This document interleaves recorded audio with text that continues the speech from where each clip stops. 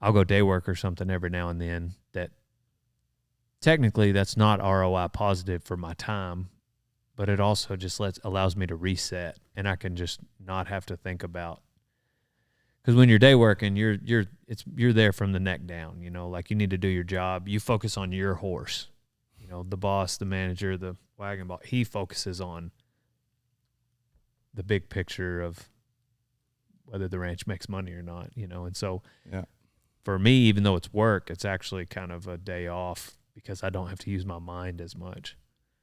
And a lot of those guys would argue it doesn't look like I use my mind at all whenever I'm horseback. The Converse Cowboy Journey has given me an opportunity to sit down with some amazing performers from all walks of life, where it is my job to tease out their habits and routines so that you can apply and test in your own life. I've learned, I've grown personally, I've been enlightened, and I've been humbled. Above all, I've realized there is no destination in this life, no goal achieved, or money made that can replace the feeling of flow and the pursuit of doing what you truly love to do. With a growth mindset, I'm constantly asking questions and pursuing knowledge. The Converse Cowboy is a platform that allows me to do just that. I'm excited and eager to share their stories with you all. I'm Mike Roberts, and this is the Converse Cowboy.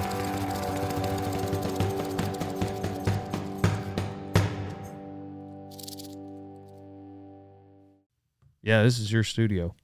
Yeah, thanks for letting me come in, man. This is really awesome. Yeah, no worries. You might have to get this closer.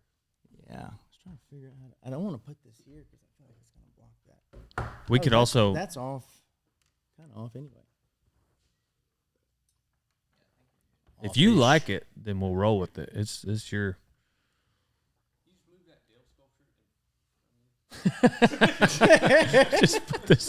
just put it right here. No. You're welcome to use our podcast. Yeah, of course. Make yourself at home. Yeah. God, that's funny. I'm always curious to know about that. Like, do you think he does prep for any guest, or do you think? Oh yeah, for sure. I had. So had he done homework on you and had an idea? He had been following me for like 7 months. Not that I knew and noted the day when he started following me, but he started following me when I went on Cam's podcast because they're buddies. And then in September, he asked me to be on his podcast when I posted the picture of the elk. Mm. So I think he was like, "Oh, it's a cowboy. Yeah. We've got similar friends." And then when I posted, and he's an elk hunter, let's do a podcast. I think that's how that thought process went. Because it was the next day after I posted that picture.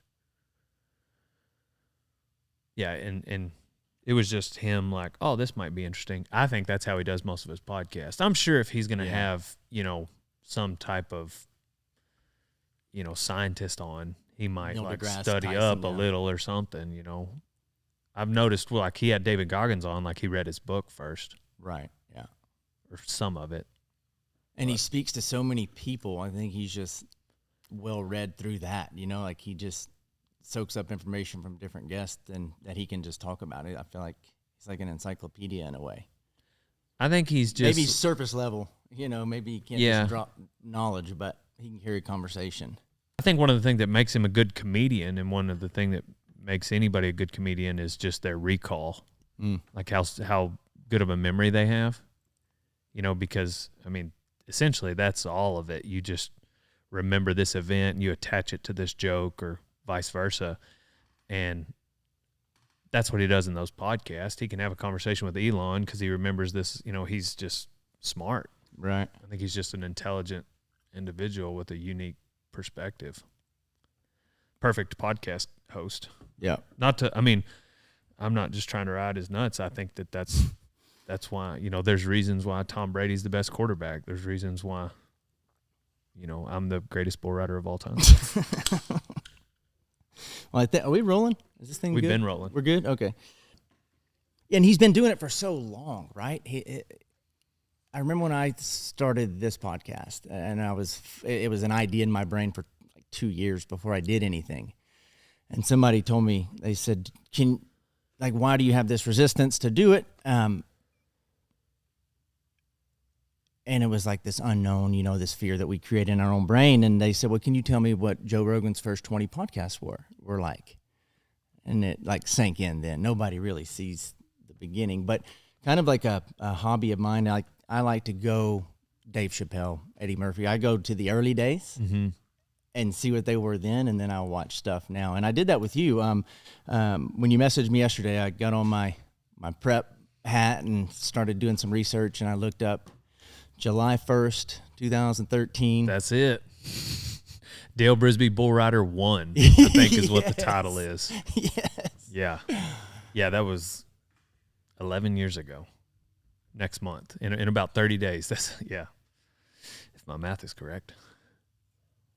Yeah. So take me back to then. And in most of these podcasts, it's somewhat of a linear progression. I want to for sure get into the stuff that you most recently did, the Kid Rock Rodeo. I want to know what that experience was like and everything else you have going. But I would like to just dig into that the early days, because it was a different guy. It seemed like different accent. Your day working, and I would just like to know, because we all see what it is now. We see Dale Brisby, Rodeo Time, and everybody's envious. And but the early days is what I'm curious about, and then the grind along the way. Just kind of setting the stage for listeners, like what we're about to talk about. I want to know that progression. Yeah. No, that was fun, and that's what it's always been for me. It's like, but in the early days, it was fun with no money, and that's how it was for years. But I've always been a jokester. I've always been a class clown. I think I've always had a little bit of like okay with being different, and to a certain degree, and Different in what way?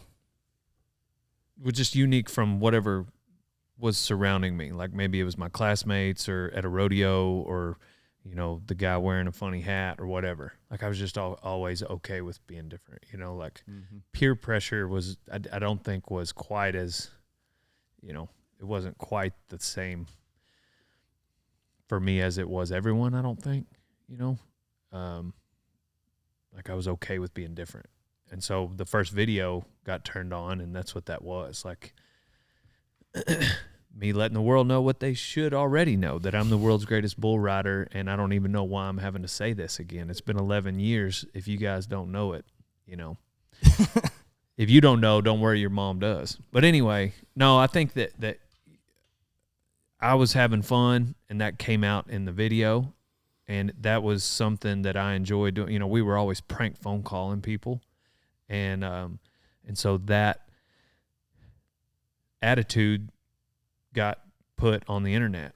And 2013, social media wasn't new to the world, but it was getting to be pretty new for the Western industry. Mm-hmm. And so there was no one consistently making content in the Western industry in 2013. And I felt like I was making a lot of videos. Well, that year, I probably put 7 on YouTube, which is not that many, with, however many months left after July. Like we only made like 5, 6, 7 more that fall, and I felt like that was a lot. And anyhow, the point is, it grew from there. And eventually I monetized the YouTube. Eventually we officially started the apparel brand, and we started it in 13, but we really didn't take it, it was a very slow progression. Mm-hmm. And I've always had a little bit of like a sales influence or background, like just desire, whatever it is. Like I've had sales tendencies, I'll say that. And like when I was a kid, I was selling yo-yos at school. And so I really enjoyed the apparel, selling apparel. And then I kind of learned that like these videos I was making could market those. But I was already making them. Like I was going to make them. I was being goofy and making videos. Like, and then so I had the marketing, and then I added the product. Mm-hmm. You see what I mean? Yeah. Is it one of those like the Rumi quote, as you walk on the way appears? Like you Yeah, didn't I go could in. see that. You Yeah. didn't, you know what I mean? Like it just, these doors kind of reveal themselves to you as you start just showing up and doing the thing. Right, exactly. Yeah, you pour, like, I guess one of the ways that Keith Mundy with American Hats, kind of a mentor of mine, said, like, you pour water on a table, when water gets poured on a table, you see where it goes, and then you go that direction, you know? And so, like, I was pouring water on a table unbeknownst to me, and it went in the direction. I was like, oh, man, I've been branding this product I don't even have yet. And a lot of times, especially in 2024, people come to social media with the opposite. Man, I got this product idea. Now I need to market. And there's nothing wrong with that, like, especially not morally. But for me, it was the opposite. Like, I had the branding and I enjoyed making videos. And so I think that's why maybe, like, people would have, like, doubted me in the beginning, and they're like, didn't think this would have any legs or longevity. And I'm not saying I'm going to be here forever, but 11 years is a lot longer than most people thought it was going to be. But they didn't realize how much I enjoyed the thing that was driving it, which is making content. To circle back to something you said a minute ago, I think people want to point the finger at failure, but I don't think people don't show up because of failure. I think they don't show up in fear of being judged, right? So, like, for you to show up and do that and not really, it seemed like you didn't really care what other people thought. Like, where does that come from?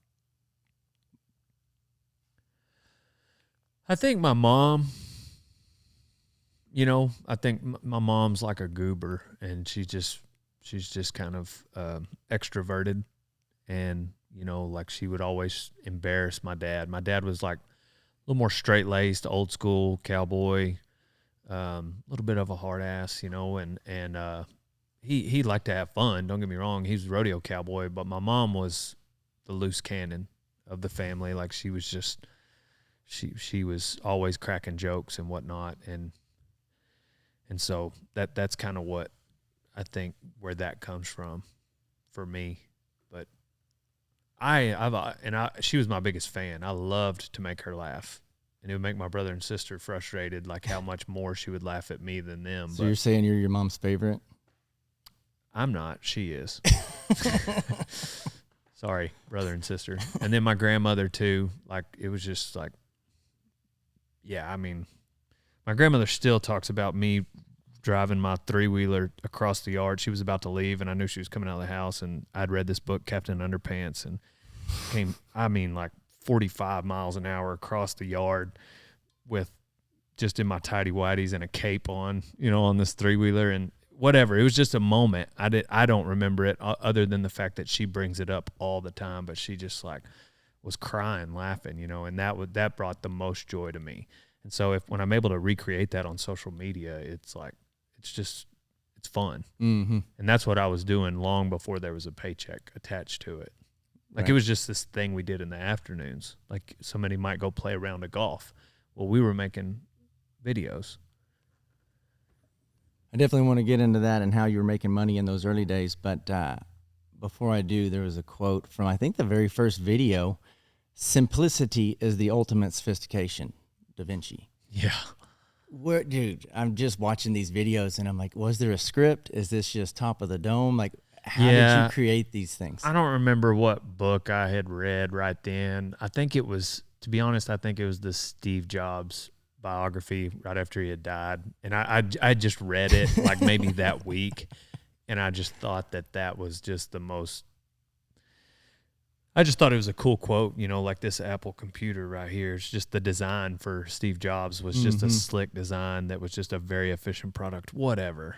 It just, to be honest, later I was like, why did I say that? You know, but like the point is like I was just being a goober, but it was just something off the top of my head, you know? Yeah. But yeah, simplicity is. So would you ultimate. spend time writing? Like, would you write like a skit out or write a script? Oh, for sure. those? There would not necessarily a script, but we would have, like, in the skits, I would definitely have a lot of them right before we turn the camera on. There might be some actual script writing, but it wasn't necessarily like a pen and paper a day before.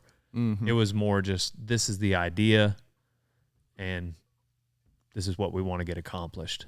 and then we would fill in the gaps. And no, this would work better, so we'd redo it.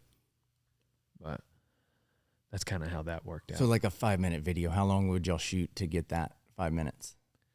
Well, so there's two different types of videoing. There's documenting and creating, and we still do both. In the early days, it was all the creating. It was all kind of like skits and something you would script write. And so it was created. And the early days, a 5-minute video, it might have 20, 30, 40 minutes attached to it that you had to edit down to 5 minutes, depending on angles and all the things. And if you messed up, these days we've gotten a little better in knowing what's going to work and what's not. So that's creating. But the documenting, like this is documenting. We're documenting a conversation. That's so much easier. Vlogs are my Rodeo Time episodes. So we got like 400 episodes of just somewhere between 10 and 15 minutes of episodes of, 400 of those that we document what happened that day. And usually that's just more like if the however long the camera's on is how long you're editing. And I've done some of those that you trim out a lot, but it might be, 30, 40 minutes of filming and you get a 20-minute video because you're essentially just documenting everything that happened. And that is way more simple. And that's where a guy can get way more mileage out of social media. But we do both. I started in skits. I enjoy skits. They are harder. They're a lot harder than documenting. In what way? From the perspective with just the of being creativity. Like whenever you're watching a vlog, like you're watching a YouTuber or whoever respond to something, or they're telling you about their experience, and yeah, sometimes some wild things happen. Somebody might like, all right, we're going to go rope this cow, or we're going to buck some bulls, or I'm going to, make an Oreo blizzard at home, whatever kind of vlog you might be watching. But the skits, like the most recent one we did was, that I really enjoyed was how each rodeo event fights. And that was fun. And once you get the idea, well, then it's pretty easy to fill in the gaps. Cole Snyder that works for me, he wrote, it was his idea.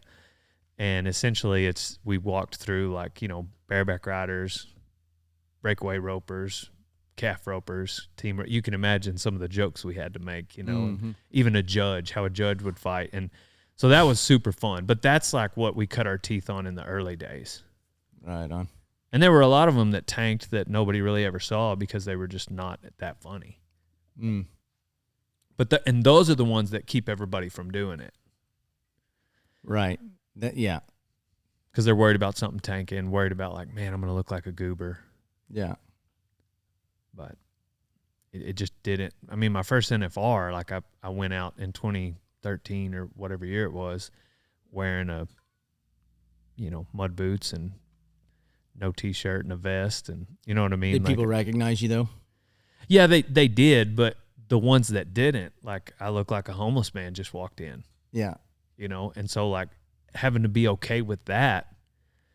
Heck, even if you got a shirt on, I still look odd, to this day. Like even if I'm just trying to go to dinner, I still have a look about me that people like do that too, and that's just something, I don't know. Do I want that guy to not think a certain thing about me, or do I want to pay my bills? Right. Well, I think to build what you've built, it's like you've combined this perfect storm, like this combination. You're very intelligent, contrary to what you just described, that showing up in the NFR. Funny, entrepreneur, rancher, podcast host, YouTuber, all of these things like don't just happen, and for the past 11 years, you've built this thing where for folks watching, Dale's on my podcast, but I'm in his home. So to this studio that you have, the Dale Warehouse, it's quite impressive to see. Do you ever just like take a step back to realize exactly what you've created? I appreciate that so much. All that. I appreciate that. I try not to do that too much.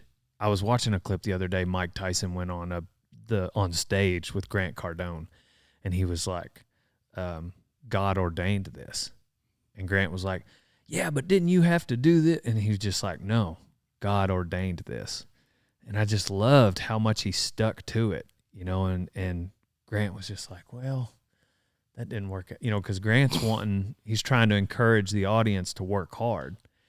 And essentially, I think what goes on is like, you know, there's free will and there's God's sovereignty. God is in control, and then we also have free will. And so, yes, you do have to work hard, and you do have to, you know, make good decisions. I think you make choices, your choices make you 100%. But I just loved Mike Tyson's just like commitment to like, man, I'm here because God wanted me here. And, yeah, you can see Mike Tyson getting out of bed at 4 a.m. and then just hitting the speed bag for 14 hours, you know, like that's undoubtedly hard work. But regardless, like there's probably a lot of people that work that hard that don't have the success Mike Tyson did. And I think that's what I try to remind myself of constantly is just, I feel like as humans, we're super fragile, and a lot of the blessings. So I say that I was like, life is fragile. This world is fragile. This country is fragile. Like it could topple. So like for me to, I don't ever want to get arrogant about me having built something that in some sense might be a house of cards. Essentially, what I think is that sometimes God blesses us, and a blessing may not be more than an opportunity. Like he'll bless you with an opportunity. And I think that, you know, if you work really hard and you're okay with work ethic, then you'll see an opportunity as a blessing. Mm-hmm. And I think so many times, like somebody who might be a little more lazy, they just want the payoff. You know, they don't want the opportunity to work. Mm-hmm. They don't see the opportunity as the blessing. They see the payoff at the end of the opportunity. You know what I'm saying? Does that make sense? Yeah, because opportunity rarely has opportunity in the subject line. Yeah.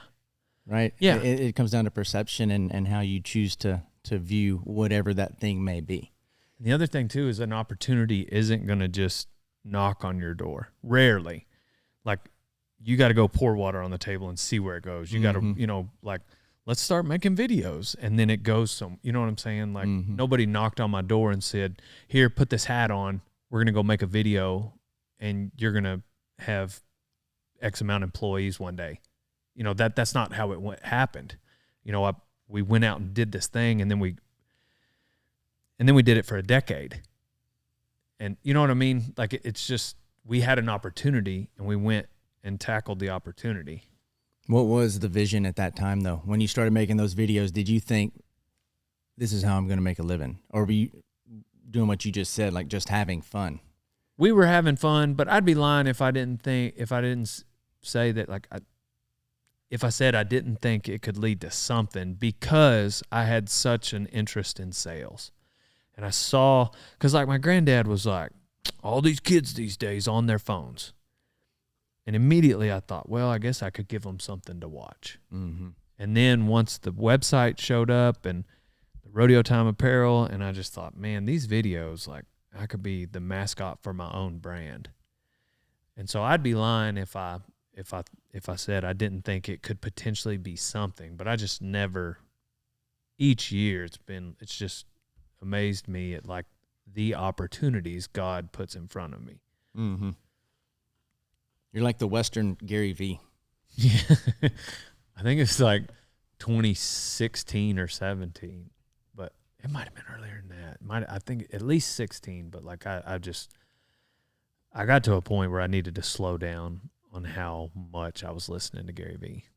Really? I mean, like, I hate to use the word religiously, but like he was a big influence then. Huge.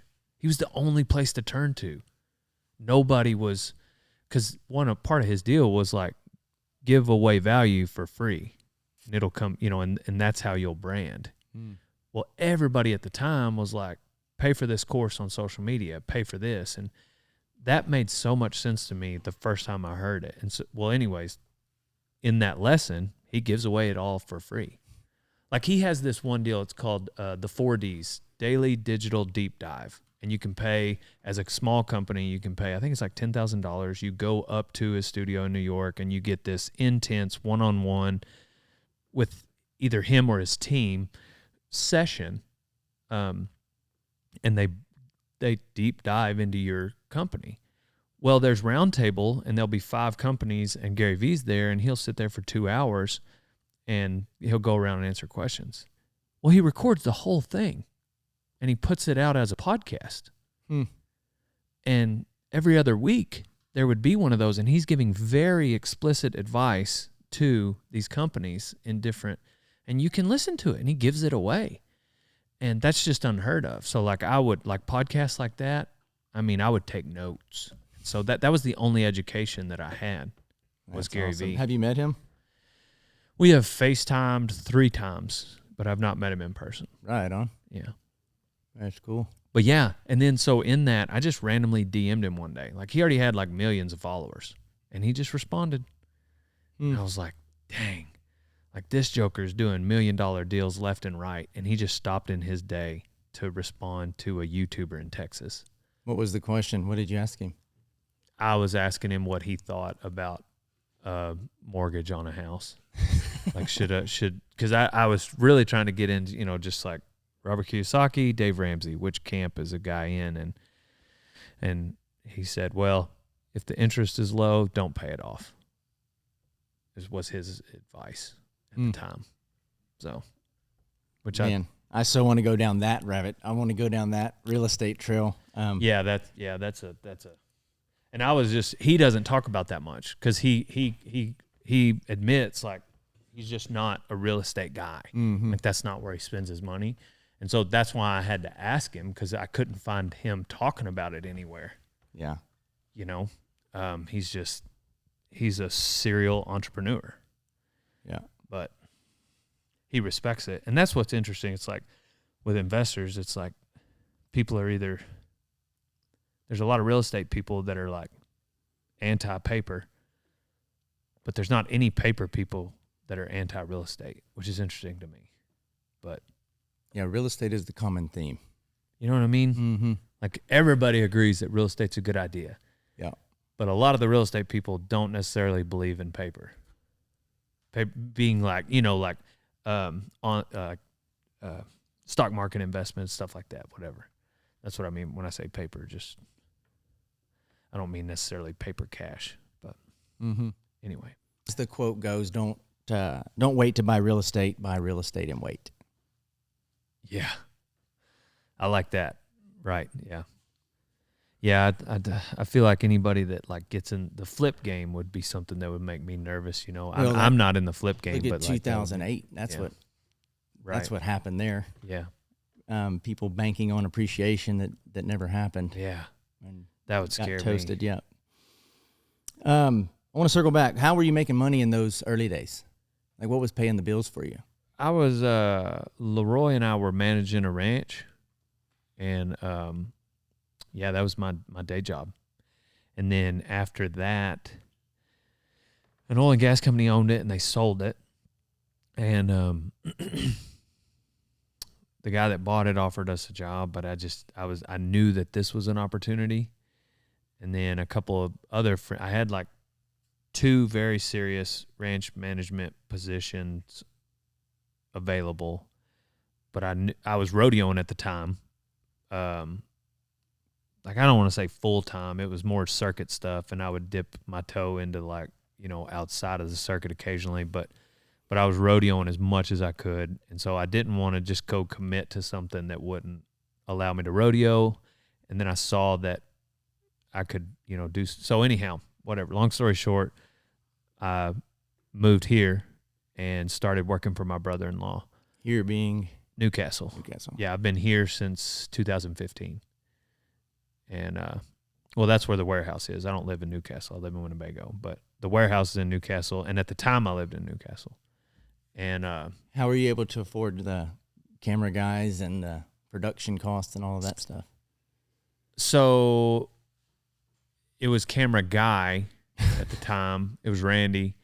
And I paid him what I could. And he didn't make – he made you could tell the stuff he made because he was so good. And he was and still is just the best in the industry. If you watch Randy's stuff, you'll notice like how everyone else just kind of follows Randy. Mm-hmm.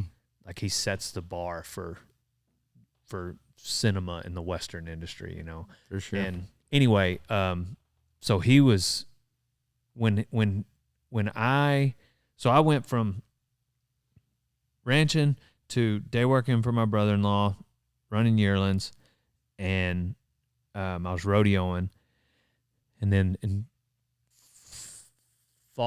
16 I went full-time Rodeo Time, and that was about the time Randy went full-time as well, somewhere in there, like within. And so he had all kinds of gigs, and he was like 1099 for me. Like he would just, what would happen is he would come to my house for 2 or 3 days at a time, twice a month.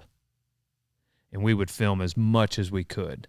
And then he would go home and edit, and he had other gigs, you know, like other major companies would use him. And that's how it was with Randy. And and that in 2016 is when I started the vlogging, which is the documenting.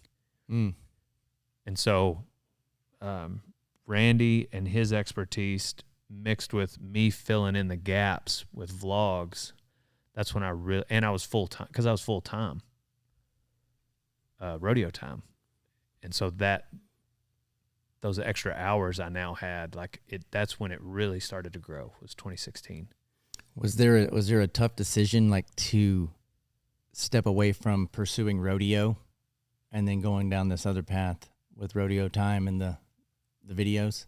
No, it wasn't that tough because it was made for me. I in Austin, a horse mashed me pretty good, and anyways, it was the beginning of, I don't know, like I had 2 back surgeries from that deal, and then collarbone surgery, shoulder surgery. It just started snowballing, and it was all these injuries that, to be honest, it was like God is like pressing pause on my rodeo career. Like every time I would like, all right, I'm healthy, let me get back to it, and then the pause button would be hit. Maybe it's a stop button, I don't know, but I kept looking at it as a pause button.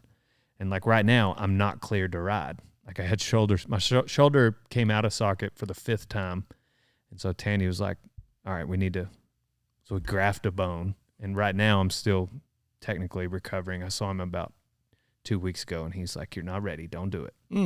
But anyway, so like, that's why I say the decision was kind of made for me, but it was so interesting because, again, like God ordained, like it's almost like God was hitting pause on this rodeo career with injuries that nobody could see from the camera lens. Like nobody knew that. You know what I mean? Yeah. Like I couldn't get on bucking horses, but I could still ride.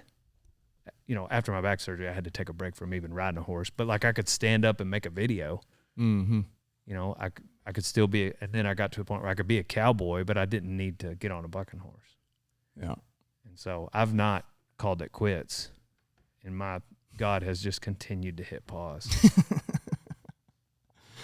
But so that happened, and all the while I'm going all in on videos and content and podcasts and skits and vlogs, and just the more you brand, it's just, that's how you grow. Mm-hmm. Very much a pioneer, right? There was no blueprint, I wouldn't think, in those days. That's why I leaned on Gary Vee. Other than like a Gary Vee. Yeah. And then like Fallon, kind of like her path came up, and her and I have done a lot of collaborations, and like we've bounced ideas off of each other. I've asked her advice on a ton of things. I saw her about a week ago, and it was really good for us to visit. Like she was a big inspiration for me. But outside of Fallon, like, you know, there's some people now that are really starting to do things a lot more and consistently. And there's some YouTube channels out there of like some ranches have, and they're doing, and I think everybody should, you know, like I don't need to be the only one. Like, right. This world is so interesting. I think it should be as bigger than the skating world is online. Like the skating world is represented well. Like there's just all these, you know, whatever, the fitness industry. Good heavens. That's got to be the biggest representation that there is on the internet. Well, like the cowboy world should be triple that, but we're not. We're always 6 or 7 years behind. At least. With fashion, with trends, with social media, with vehicles, all of it. Mm-hmm. And in some ways, I don't mind that, but in other ways, like I'm like, all right, let's get there. Let's, y'all jump on this wagon. Yeah, it's like part of that tradition is to be behind. It is cool. Yeah, exactly. It's like the nostalgia of days gone by. Yes, sir. But I think you do a very good job of showing that through the progressive mindset that you have and through the technologies that I think, you've exposed single-handedly. You have exposed the Western industry and the cowboy lifestyle in a positive way. And well, it's had a positive impact. I appreciate that. It's very much like Andy Griffith, like wholesome content that anybody can watch. I think that a lot of the older folks in our industry's fear is that, there is a lot that, social media can feed like a negative side of society as well. Like there are some negative things that come from it, but there were negative things that came from TV. There were negative things on radio. There were negative, like that it is what you make of it. And, hopefully I can, bring someone to Christ through what I'm doing. Like that's the number one, yes, rodeotime.com is it's a .com, not a .org. Yeah, I am an entrepreneur, a capitalist, but I'm a Christian, and like I'm not going to sell my soul for to do those things.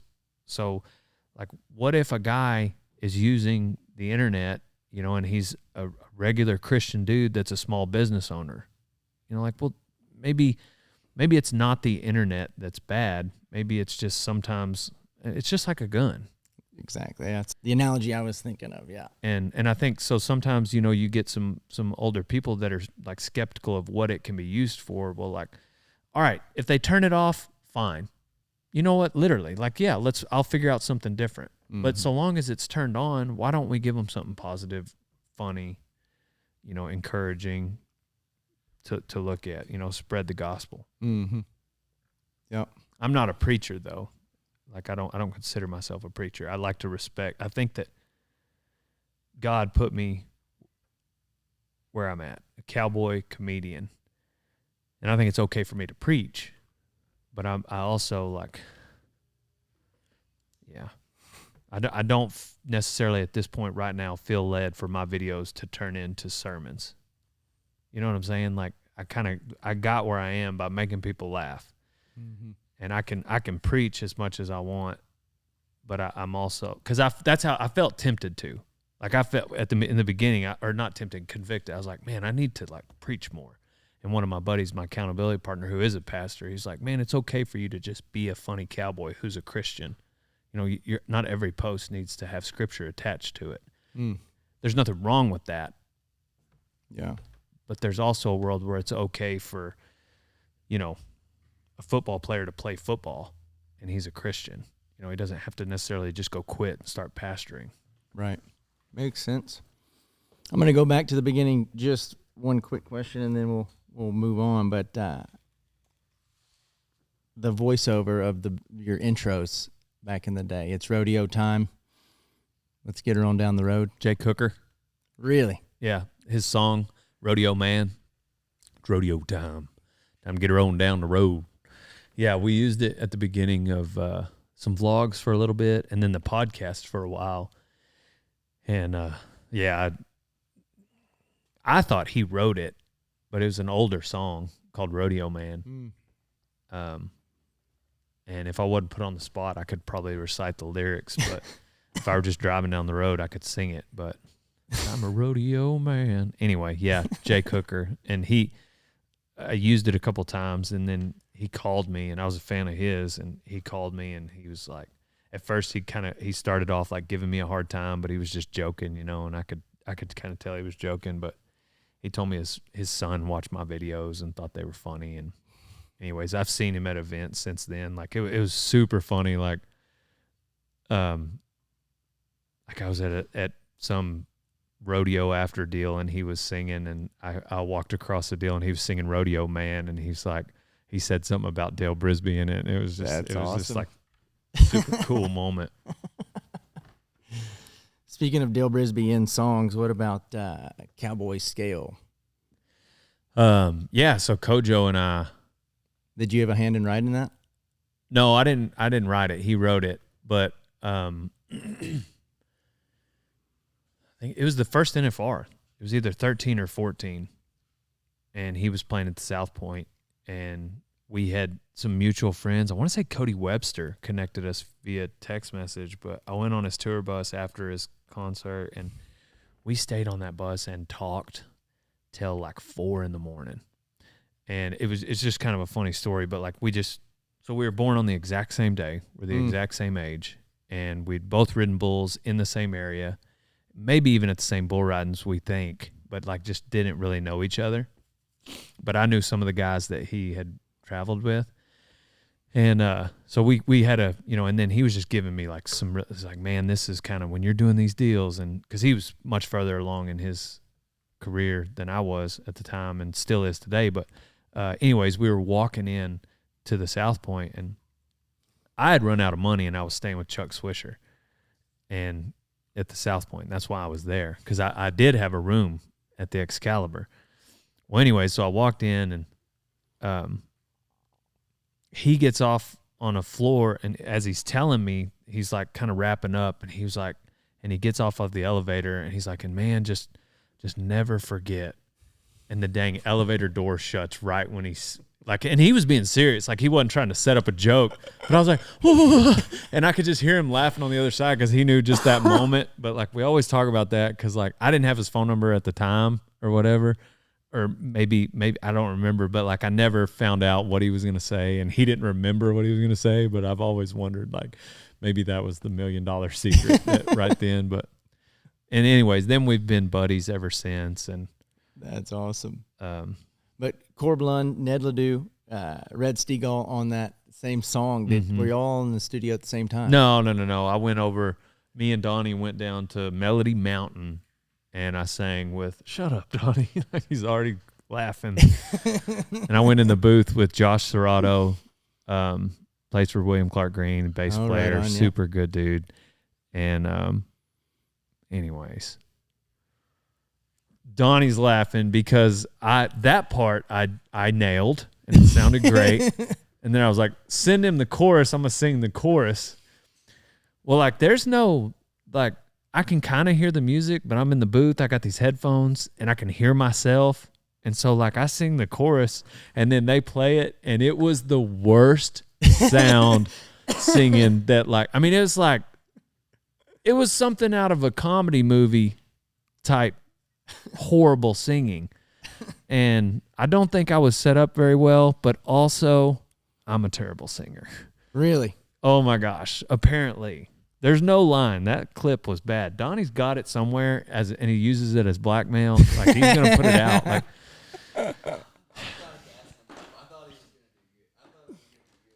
I thought I was too.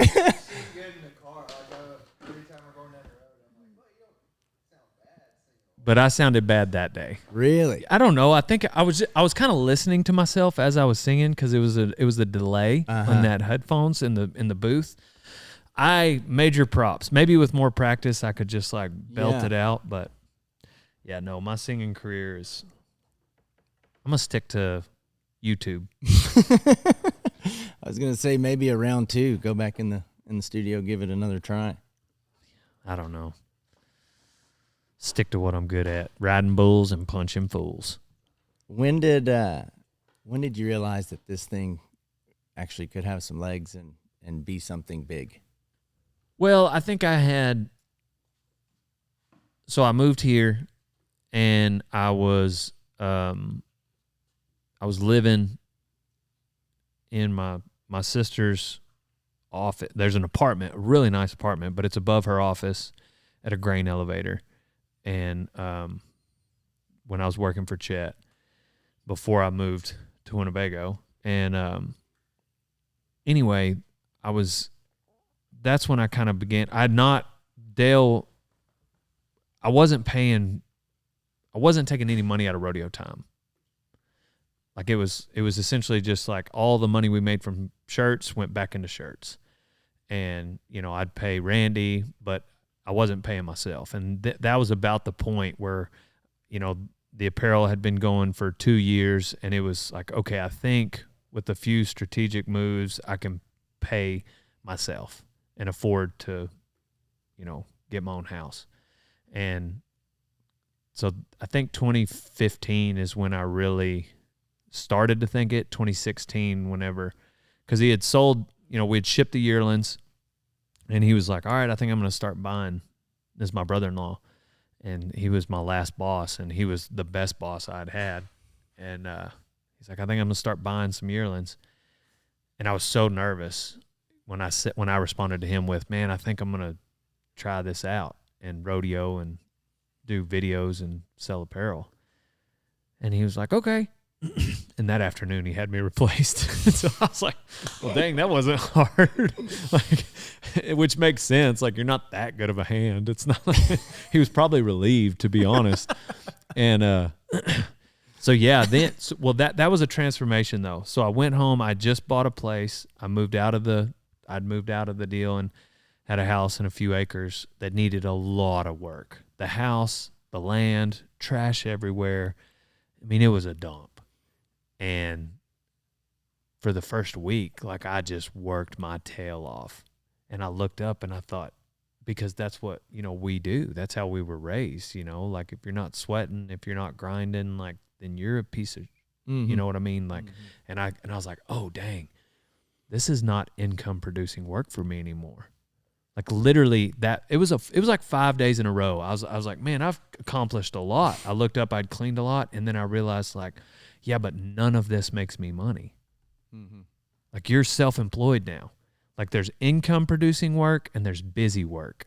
And what I'd been doing for a week was busy work. It felt good to me because that's how I'd been raised. Mm-hmm. Like, that's how you worked. But not anymore. And ever since that moment, like, I have to be very analytical of myself. Are you doing income producing work or are you doing busy work? And so I called Randy, and I remember that aha moment. And that's when the vlog started, because Randy wasn't there that week, and that was kind of my excuse. And so that's when Rodeo Time 1 came out, and that's what we called the vlog, what I called it. And it was real crappy. I used copyrighted music, and it was just kind of cheesy, but it was the start of something, kind of like Joe Rogan's first 20 podcasts, like you said. Right. And to be honest, like, people watch them and they might remember me more for 67-year-old rancher, but the vlogs are kind of what keep people. You get to see, that's where you learn the interns, you learn. And but anyway, the point is, once I figured out income producing work and distinguished that from busy work, that was when I really started to grow. And soon after that, God started hitting pause on my rodeo career, which made me focus on Dale even more. Mm-hmm. That's so true. Just a quick note on that. Robert Kiyosaki was a great one that opened my eyes to what you're talking about. Rich Dad, Poor Dad. Rich Dad, Poor Dad. Leveraging your time. Tim Ferriss is another one. 4-Hour Workweek was a good one for me to read. But when you can take on that mindset, when you can shift it, and you ask yourself, I do it all the time. It's like, is this a $10 an hour job I'm doing, a $20 an hour job? Like, I can pay somebody else to do this. Does it make me feel good to get it done? Mm-hmm. Yeah, very much like you. I was raised the same way. But I got so much on that track, it was almost to a fault, to where I would not do certain things that I actually would enjoy doing. Yeah, there you go. Like bush hogging. Right. I use that as an example. I don't want therapeutic. Yeah, I don't want to have to do it. Yeah. But if I want to do it, there should be no guilt in doing that thing. Exactly. Like, for me, these guys don't want me filling orders every day. Mm-hmm.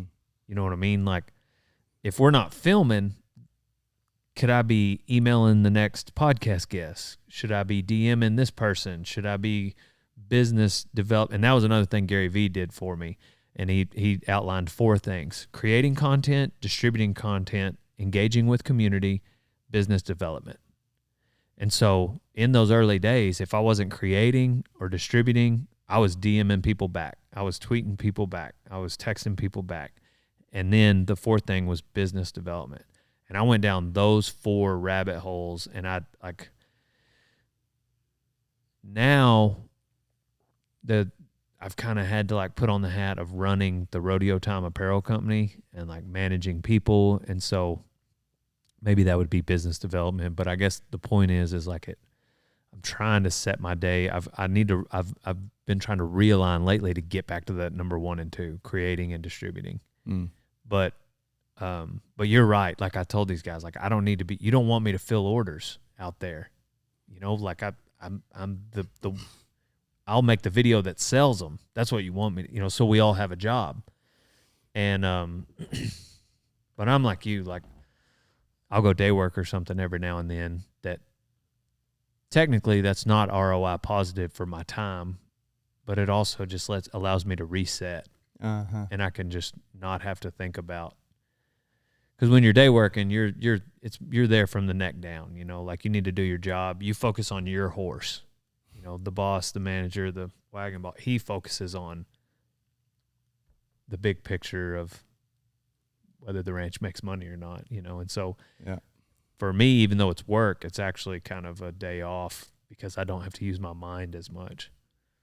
And a lot of those guys would argue it doesn't look like I use my mind at all whenever I'm horseback. Yeah, it does bring. I talked to Dusty about that too. Anytime I go out there, and whether it's in Guthrie or up at Dixon Creek, it's just so peaceful, and it's a nice, like you said, it's a perfect reset to just get away. Yeah.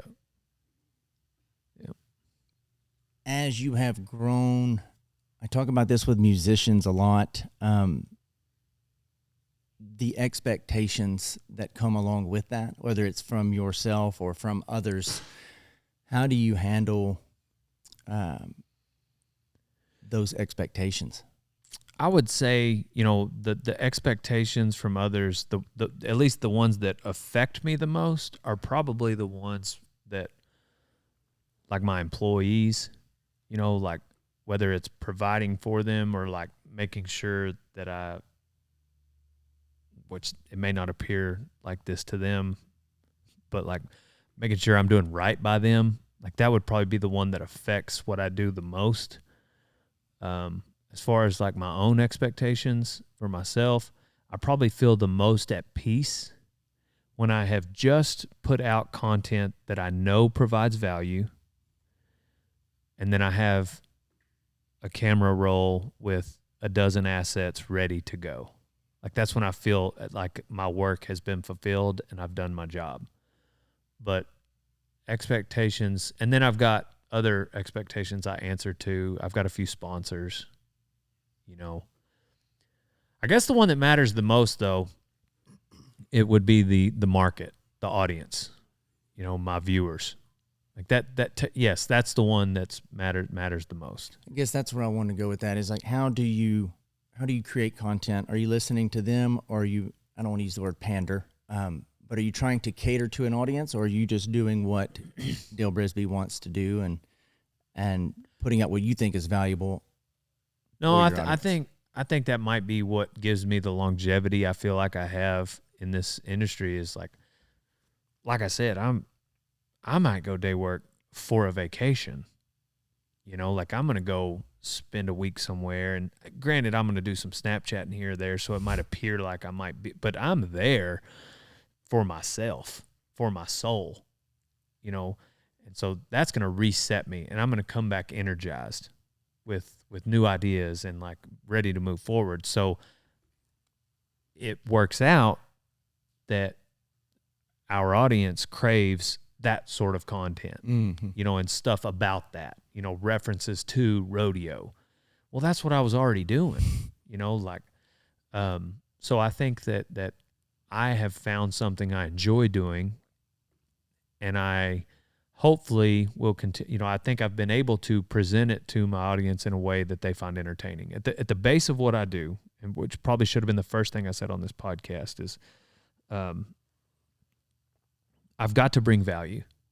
Like, I have to bring value to the audience. And occasionally some of those people will feel like I've brought enough value that they might buy a t-shirt. And that's what allows me to keep doing it. But I can't really even expect that. Essentially, I've just got to bring as much value to them as I can, and they'll continue to watch. Mm-hmm. For them to be interested, I have to be interesting. But whenever I get that flip-flopped and I stop bringing value, it's more about me than it is them, that'll be the beginning of the end. For me, and deservedly so. Mm-hmm. So that I've just, when I go through my camera roll of like, what do my last 20, 30, 40, 50 posts look like? How many of those were ads? How many of those were just, hey, this is an entertaining video I want you guys to watch for free? And I know I do way more of those than any of my competitors. And if I keep doing that, then it'll be ROI positive, I think. But yeah, have you found a formula that works? I love sales, but I hate sales. Like, I got to make payroll. Mm-hmm. I got to pay the bills. I got to keep the lights on. And so eventually I got to say rodeotime.com on my platforms, But I hate those moments. I love them, but I hate them. I enjoy sales, and I always have. Even as a little kid, I was selling yo-yos, so I enjoyed that side of it. But on the branding and the marketing side, like, Gary Vee said, he who holds his breath the longest wins. Mm-hmm. Meaning, like, the longer you can put off the pitch and the ad, the better. So he's got a book called Jab, Jab, Jab, Right Hook. And he's got a lot of them, but this one is pertaining to this, and it's essentially, bring value, bring value, bring value, ask for a sale. And it's a boxing metaphor analogy where it's, the jab sets up the right hook. And the more value you bring, the harder the ask will hit when you finally ask. Mm-hmm. And he who holds his breath the longest wins mean if you can jab the whole time, eventually when you throw that right hook, it's going to land really hard. But if all you do is right hook, you're going to get knocked out because they're going to see it coming. Right. Social media is a time waster, technically. However, people don't want you to waste their time. And if they got 3 or 4 minutes to get on social media and they have followed you and you keep popping up with this, go to my website, check out my sponsor, go to my website, and eventually they're going to thumb flick you, then they might unfollow you. Mm-hmm. I think you do a very good job of that, though. Selling without selling. Everybody wants to buy. Nobody wants to be sold, right? I think you do a very good job of organically. Well, I appreciate selling. that. I really try hard to make sure I only partner with like people that are super authentic. Like, we're going to be feeding and we need to feed in a feed buggy. So like, it made sense with Can-Am and Total Feeds. You know what I mean? Like, I'm going to drag the arena with something and it's going to get filmed. Might as well be a Can-Am and they'll benefit from it. And I don't know anybody without a sponsor. I don't know anybody that's gone all that, for longer that doesn't have just some type of mention. Because I've considered dropping them all. But Joe Rogan, like, he's got sponsor reads. Theo Vaughn, they all do it. Mm-hmm. So like, I just, I love sales, but I hate sales. I get it. But like, eventually somebody's got to pay the bills. And if you guys are watching, like, this is all I do. So like, I've got to have something. Yeah.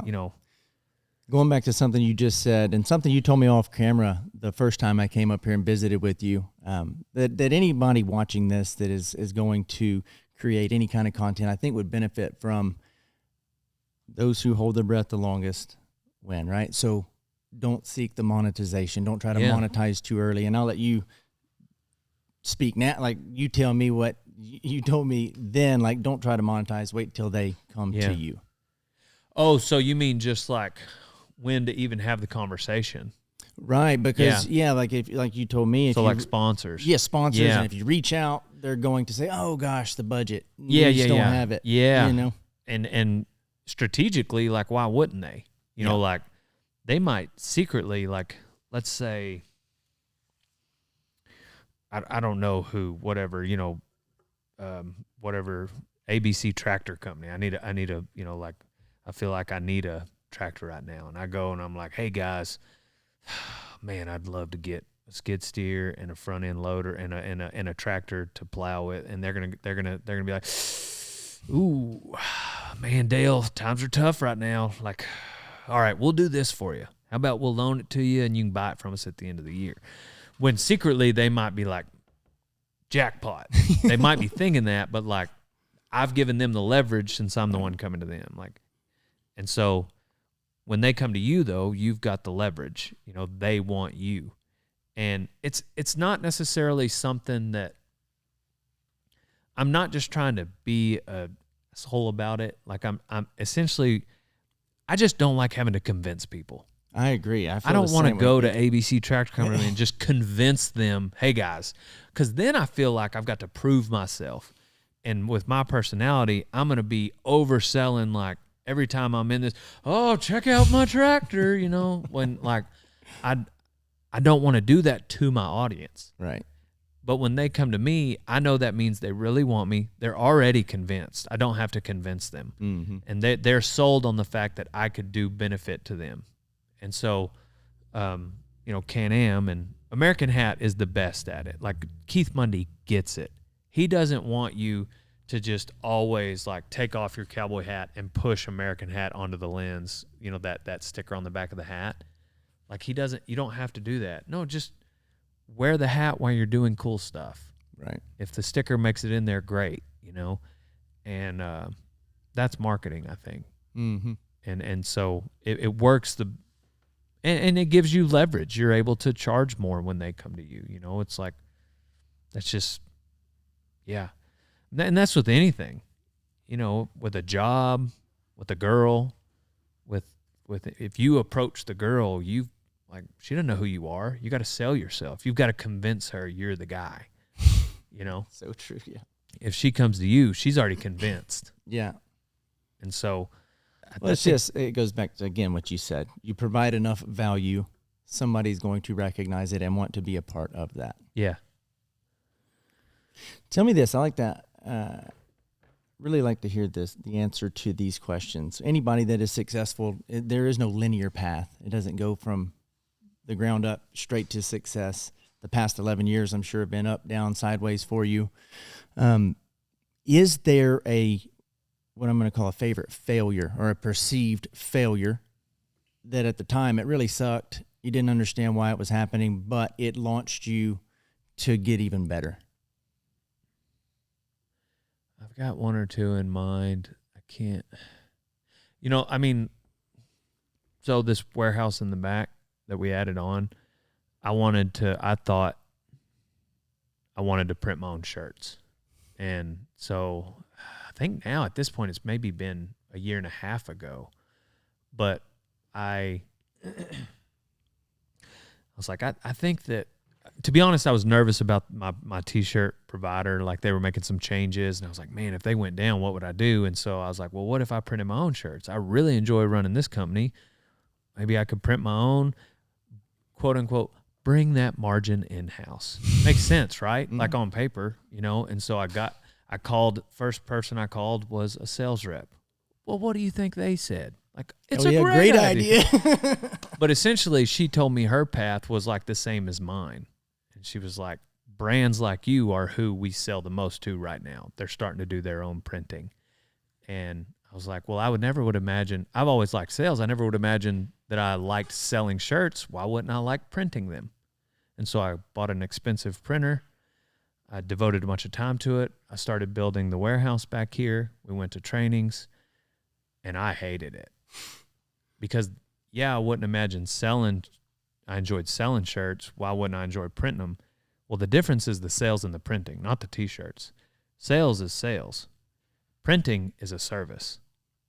There's sales and then there's service-based things that you can do, and you are absolutely trading time for money with service. And I do not like service-based things. Mm-hmm. After I bought it, my brother-in-law, I was like, man, yeah, and I was telling him my idea. I was like, what do you think? And he was like, yeah, sounds like a service to me. And that was the beginning of me knowing that I'd messed up.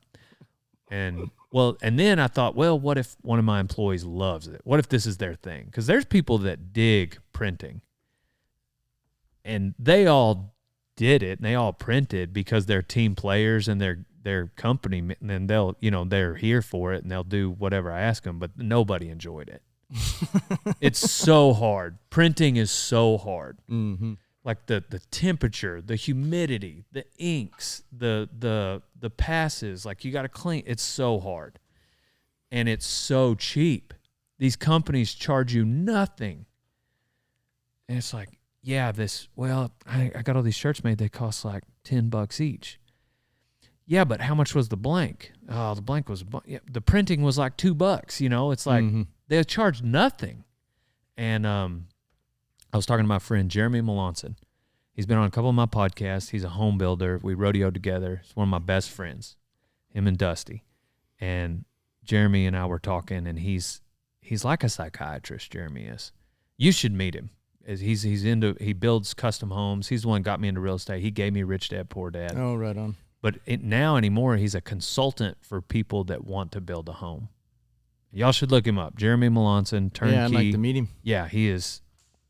He's a brilliant mind, and he will help you get to the bottom of your issue in no time. And so he started asking me some questions, and he's like, man, you need to sell it. Cut your losses instead of forcing yourself down this path. And I lost so much money, but I've never been more relieved when that machine left my warehouse. And then I was like, because here's the thing, like one thing Grant Cardone was saying was like, don't focus on your expenses too much because they can only go to zero.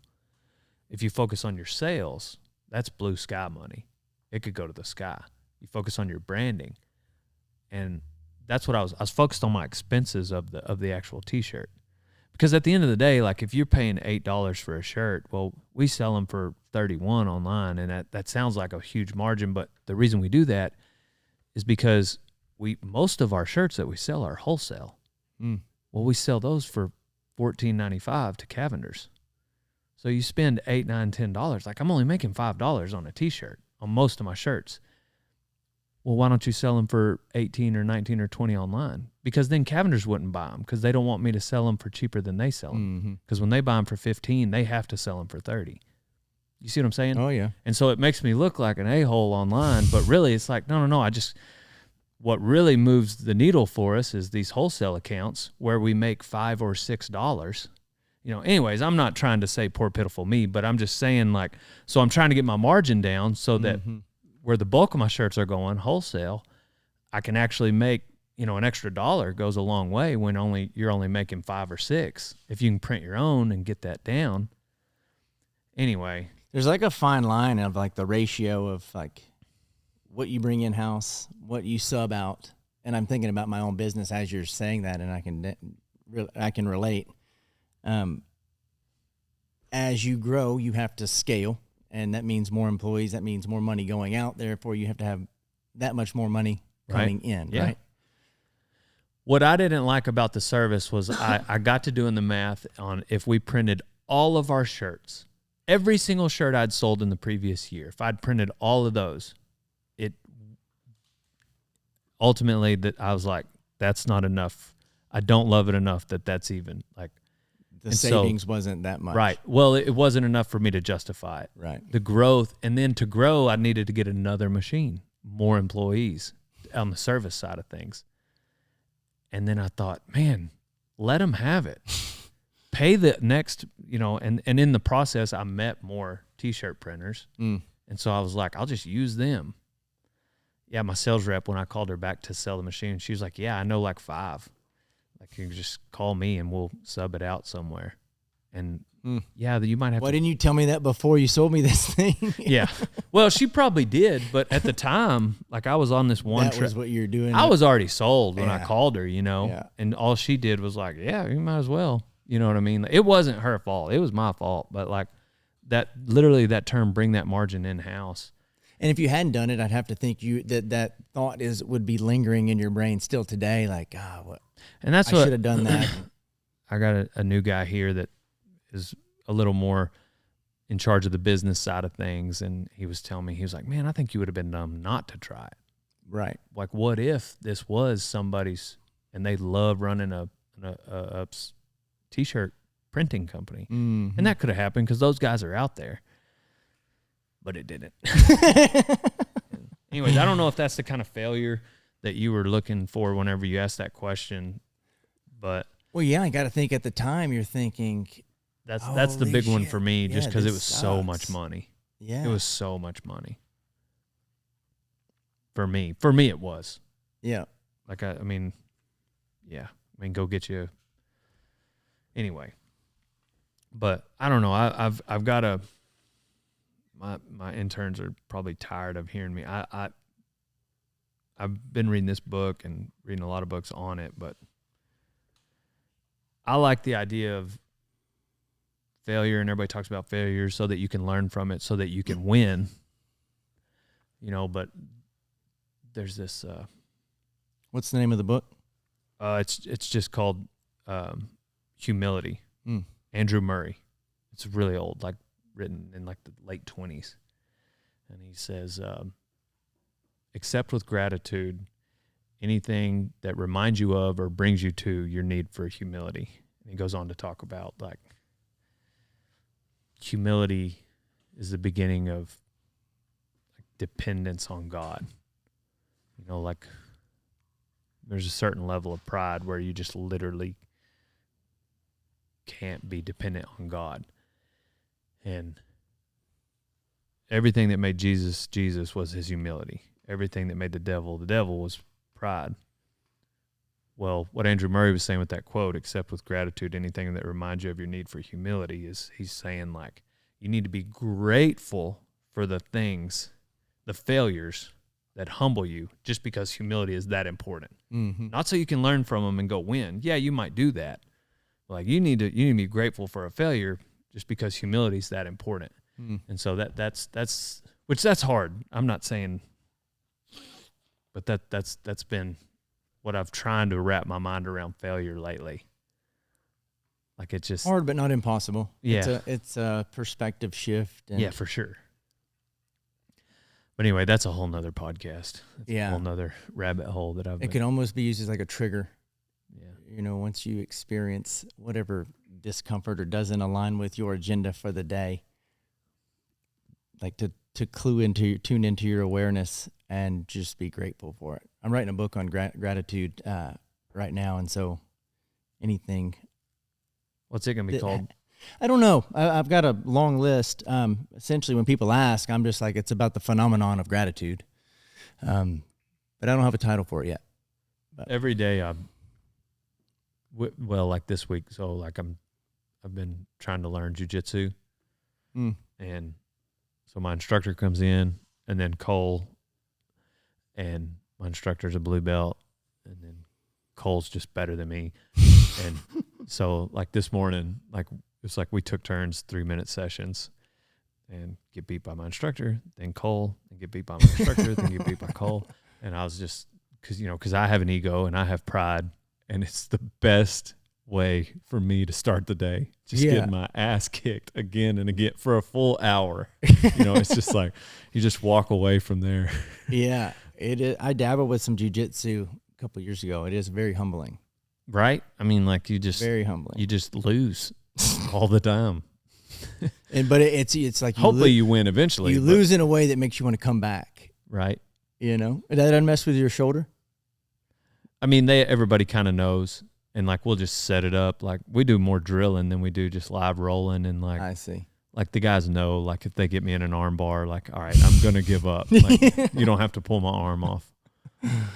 So, but yeah, in the beginning it was real sore, but we don't. It's all like I said. Once they grab my arm, it's like all right, tap. Yeah. So a bronc won't do that. Yeah. Unfortunately, that's why. Yeah, I can roll with a human who can show mercy, but broncs and bulls don't show no mercy. Here's another question that I'm curious to know the answer to from individuals like yourself who have done what you've done. What is your relationship with money? Hey, that's a good question. I don't know. I'll let you think about that. I don't know. I'm trying to think of, like, I think it's healthy, you know? Like if somebody were to come to you today and gives you $100 million, or essentially a number that, meaning you don't have to really do anything for money again, what do you do tomorrow? I mean, I'm definitely coming into the warehouse.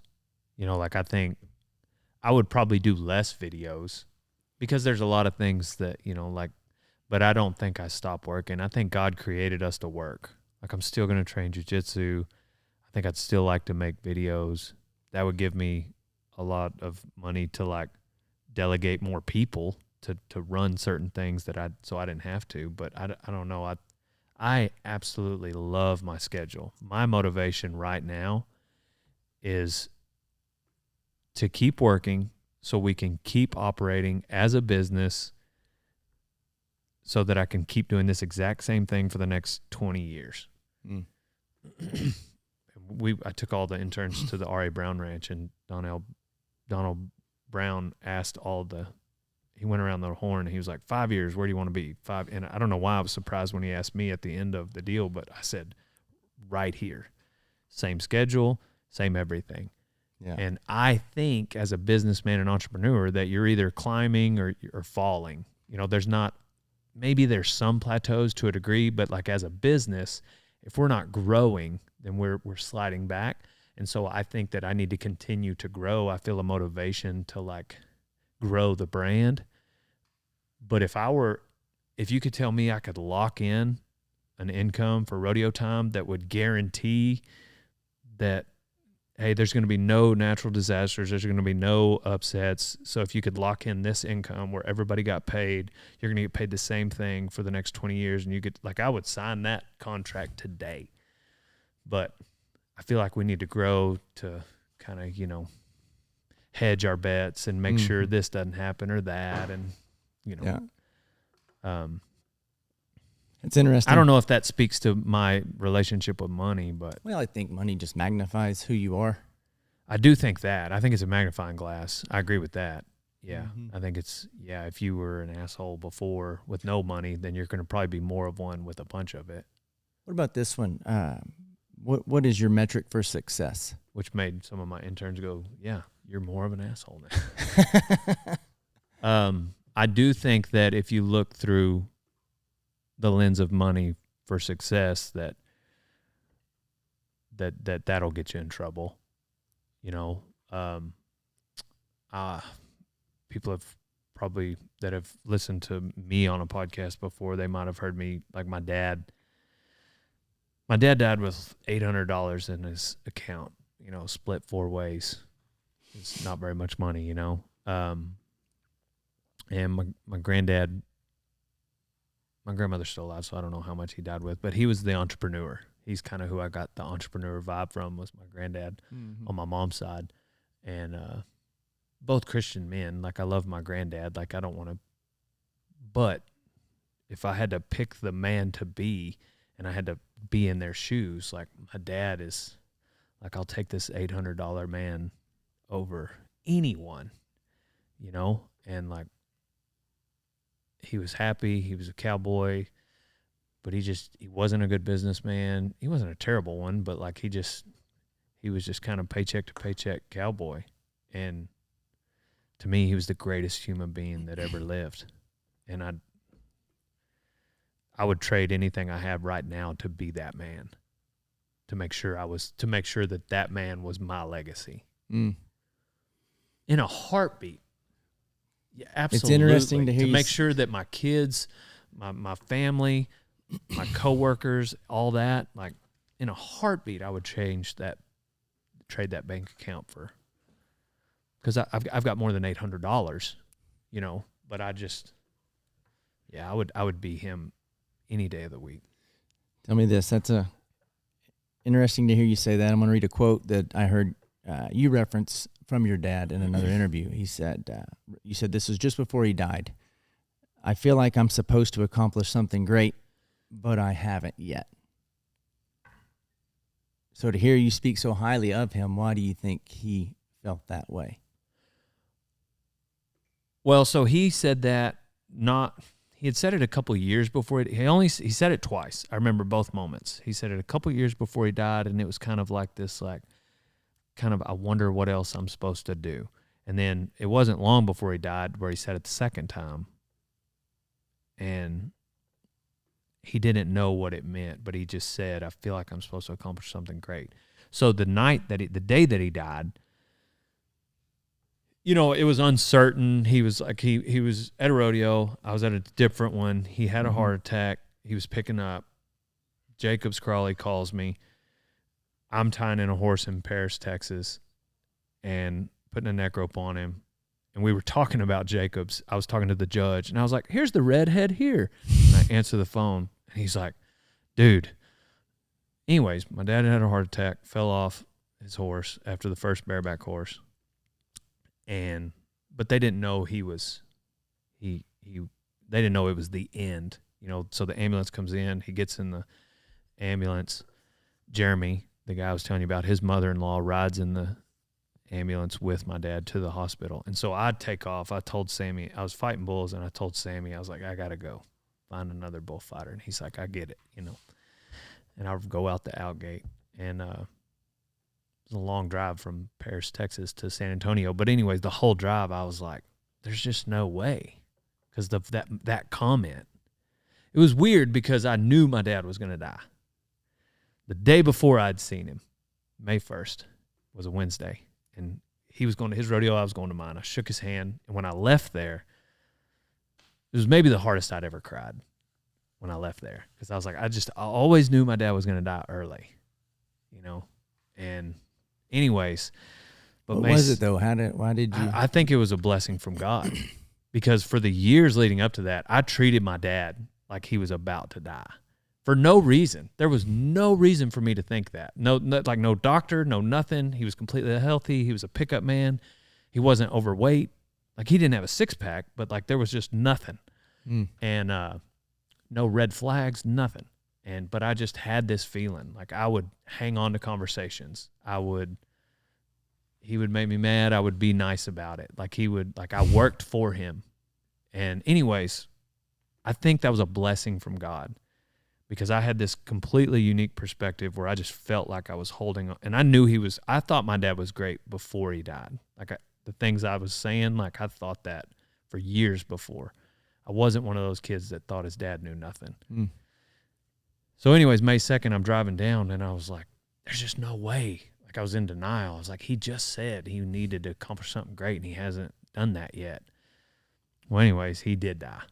And I got down there, and then as the weeks and months and years unfolded, and I started to run into these random people that rodeoed with my dad or were his students in ag class or worked with him, and just like seeing the impact he had. And he had always talked about the butterfly effect, you know, the ripple effect, and like how he would be this impact on someone's life, and it would cause them to raise their children different. And I realized that was the great thing. And the Lord happened to just bless him with this cool exit on a horse at too young of an age that kind of put this exclamation point on his life. And I think God kind of took him out of this place before he could mess it up. What do you think he'd be doing if he were to see what you built here? He would be annoying with the ideas. You know, he was an idea man. My mom was the jokester. My dad was the idea man. He just always had ideas, and they would be good ones, but I wouldn't be able to do them all, and we would just butt heads on which ones I should do. Would he want to be in front of the camera too, or no? He would do it, and he would enjoy parts of it, but he wouldn't. He would be okay with not being. Yeah, like it would be both. Have you ever thought about doing stand up? Yeah, I've thought about it. It terrifies me. Yeah. Really? Yeah. It's just, why is that? I don't know. Maybe because I've never done it. It's a live thing. Yeah. I mean, it's kind of like freestyle bullfighting. You know, like it's just like you make the wrong move and it ain't gonna work out. You know, and I don't know. Like it was. I've thought about it. I think the other thing too. I think it would take a lot of hard work. I don't. I think for you. I think that. I mean, yeah, the script and remembering it, and then you know. are you going to do it again? Okay, well, let's do a new bit. And, yeah, it would just take time. Yeah. You'd have to think through and so that means I would have to step away. Now, with time, I feel like I could probably get better at it. And what would your motivation be, though? Just to see if you could do it? Well, I enjoy making people laugh. Right. That is fulfilling to me. Yeah. And so like there would be some payoff there. And it would be in line with my line of work because, then I could clip it, and my haste of wanting to always have content would be satiated. So like, I mean, it would help there too, I guess. If it were a good routine, I would be able to chop it up. What would it take to get you like at what is Rogan's place called in Austin? The Mothership? Yeah, the Mothership. I don't know. I mean, just work. And maybe that's not a good enough. I guess I just feel like with my routine right now of creating content, and if I can get to where I say no to more things and stop like doing random, like, because it's easy to say yes to something in 90 days, a sponsor or someone that's kind of in your day-to-day, they ask you to do something. Mm-hmm. Number one, maybe they already have some influence over you. Number two, you're a nice guy, so you agree to do these things. Well, then when that week pops up and you've agreed to 4 things, and it's like, well, damn, I gotta do the thing that made you guys call me in the first place. And so I got to get better at saying no. And if I can get that down and then be efficient with my time, where I carve out, 4, 8, 10 hours a week where I can devote to it, then I think I might be on the right track. Then I'd probably have confidence. That was a question I had for you. How do you determine what you say yes to and what you say no to? Because I have to think you're getting a lot of calls from a lot of people and being pulled in a number of different directions. Yeah. Well, so like podcasts, like, I mean, that's just good. I mean, that's branding, so like I usually say yes to all the podcasts. Like I would do anybody's podcast, even if they've got 9 listeners. Like to me, those are, but sometimes it's hard for me to go to Austin for this. I wasn't talking about Joe in Austin, but like there's this other one, or St. Louis or wherever. But so I love, like, these are easy, like stuff like this. I would do these every day, but, so I appreciate you coming here. I would have come to you for sure. I mean, you're only in Fort Worth, right? Weatherford. Oh, that's where you record. Oh, you record at Kerry Kelley's. Well, right down the road from Kerry's. He has another place right there. I'm not sure why. But I also record at Kimes. I'm going to start recording something in the stockyards at the Kimes store. So one of those 2 places. Yeah. It's just easier for like musicians coming through to Billy Bob's right there at the stockyards. So it's more convenient for them.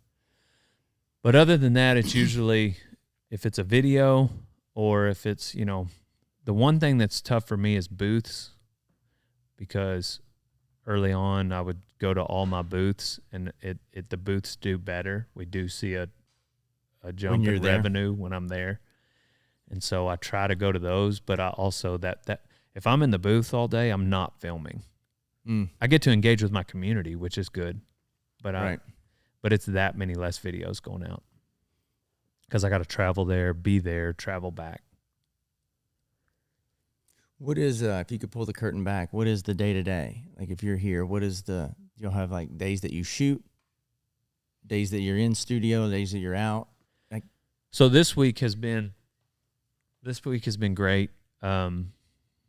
It rained 3 of these 5 days. Even this morning it was raining. It's insane how much rain we've gotten. Which is great, but it affected our shooting.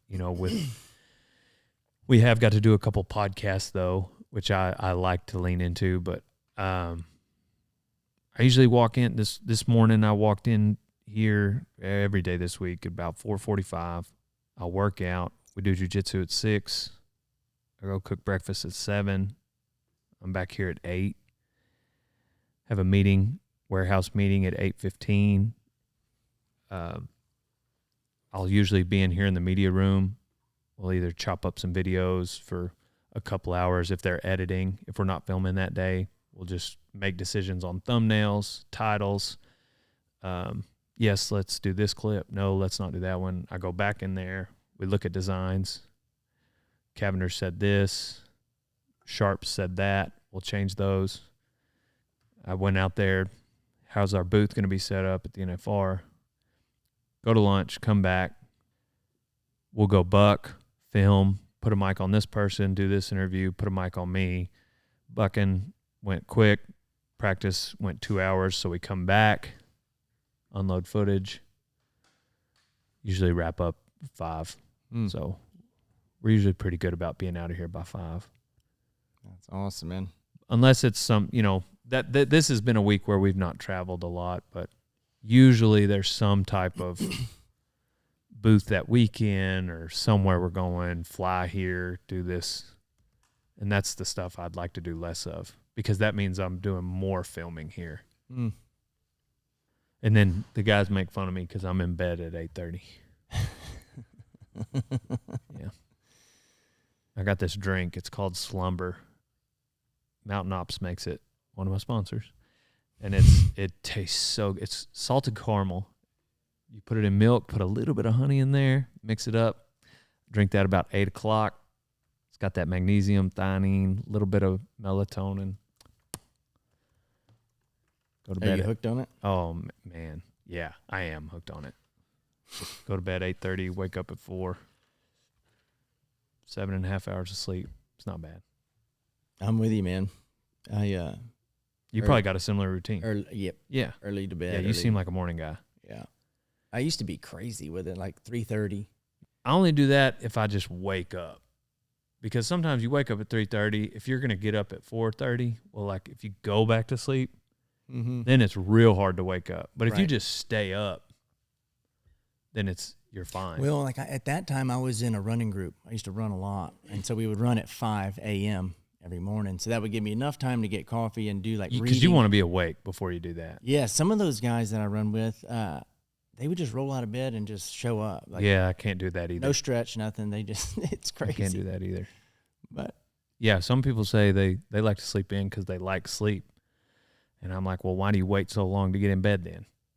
You don't like sleep as much as I do if you're going to bed at 10:30 or 11. Because I've already been in bed for 2 hours. I like sleep way more than you. Yeah. So that makes me a morning person. It's something about the morning, though, man. Like the rest of the world's not awake. No it's kidding. Nothing stirring. It's just very calm. You ain't missing nothing at 5 in the morning on a run. You ain't missing nothing. Yeah. It's very therapeutic. I enjoy it. I'll ask this question from one of the listeners from Panhandle, Texas. Do you ever get aggravated that people think you're a woman because your hair is so long? Thank you, Dusty Burson. Oh. He's just mad because I'm a better bow hunter than he is. How was y'all's trip? You went to Colorado, yeah? It was good. It was good. Y'all both kill one? Yeah. I like to kill them where we can find them right then, and he likes to kill them where maybe a couple days later. His was bigger than mine, but it went further, so like we didn't find it right away, and it was a couple days later. And anyways, how does that work? You clean them right there and pack them out? Yep. Yeah, he and I were looking for a hunt to go on. I had recently gotten a bow, and he had been bow hunting, and Mountain Ops reached out, and so he and I went on that hunt, and it was both of our first elk hunt, and yeah, we're hooked. You'll go again? Hooked. Yeah, we're going again this fall, and place in Kremlin, Colorado. If you go to Steamboat, it's like the last town before Steamboat. Oh, right on. Right before Rabbit Ears Pass, and Bear Mountain Outfitters, Brad Probst. So now we're all good friends. Donnie's going to hunt this year. Sweet. We got a group text, me, Dusty, Donnie, and Brad. But, yeah, it's fun. We go up there, and it's kind of like the week of where I'll go day work somewhere. Like we get to bow hunt and be men, I guess. Will y'all document it? Oh, for sure. You will? Yeah. Did you see the Theo Vaughn, Caleb Presley turkey hunt they did with Michael Waddell? I've seen clips of it. Yeah, I've seen clips of it. I didn't watch the whole thing, but funny, man. Yeah. Both those guys are funny. So creative. Because Theo's just like that all the time. Really? Like he's just all the time. And I think he's just got a gift. Mm-hmm. And he works extremely hard too, but he's got this gift that I feel like I got to work harder than he does to be as on point. What about Caleb Presley? I haven't met him. I don't know him. I think he's funny too. He seems like that's probably why they get along. Yeah. I thought you were going to say Caleb Francis. Are you familiar with him? Who is that? Big, stout guy, works for Black Rifle Coffee, lives down in San Antonio, comedian, does some stand-up. He's a big teddy bear sweetheart. I'll send you some of his stuff. He's hilarious. Yeah, I'd like to check it out. Hilarious. I was following him. He lived in West Virginia, and he has these little clips where he would talk to himself, and like be both, swap the camera around. And Black Rifle had him come down to make some content for 3 or 4 days, and then he just stayed. Been here for like 5 years. That's awesome. Anyway. What do you think, man? You want to roll into some rapid fire questions? Yeah, whatever you want. Presented by Kerry Kelley Bits and Spurs. What is your favorite Western? Lonesome Dove. I was named after the War Wagon, though. John Wayne and the War Wagon. Tall Jackson. John Wayne's name. But, yeah. Yeah, that those two. First ones come to mind. What is the worst job you've ever had? I usually go back to the feedlot, processing crew, graveyard shift, and just like I think about leaving Crow Hollow feedlot in Headley, Texas, sitting in the back of a pickup with 3 other guys who I appreciated. They didn't speak English, but they were my friends, and the sun was coming up, and I drove back to Memphis, and I was very tired. And I think when I'm having a hard day here, I think about that moment. How old were you? Like 13. Oh, shit. Headley, Texas. That's where I get my boots made. Oh, Wallendorf? Mike Wallendorf? Yeah, I got a pair of boots from him. Yeah, they're great. Most embarrassing moment on camera? On camera? Probably that singing. Probably that singing that Donnie has. I'm trying to think what else that might have like gone out. What's embarrassing that's already gone out?